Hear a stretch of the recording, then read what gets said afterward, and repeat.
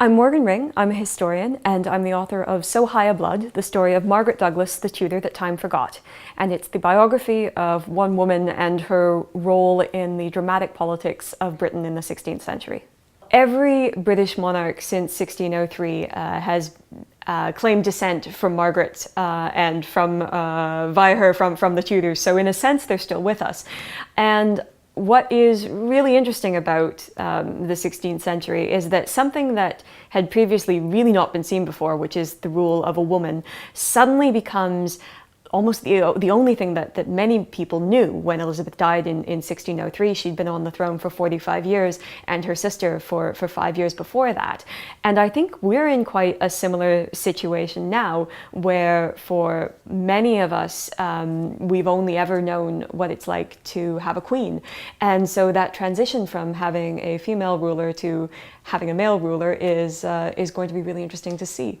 I think when we next see a change of monarch, I mean, a lot of the ceremonies are going to be taking place in England and in the UK. So certainly funerals and the coronation, a lot of the ritual is going to center on the UK, and it's going to be a period of tremendous transition.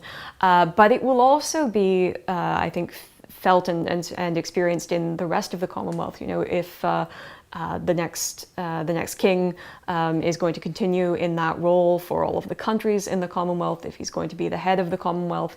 And even though we won't have the same sort of spaces and spectacles necessarily that will take place in London, I think we will see it and feel it in a lot of unexpected ways in Canada.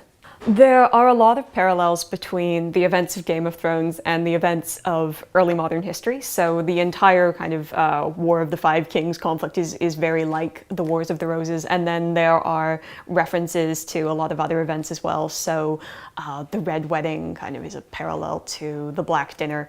A lot of historians are surprisingly keen on Game of Thrones. I mean, you'd think we get enough of family trees in our day jobs, but there we are. So if you're sort of feeling the lack of Westeros in between now and when the last series comes out, then Tudor history might be a fun place to turn. I mean, fewer dragons, but we've got some witches too.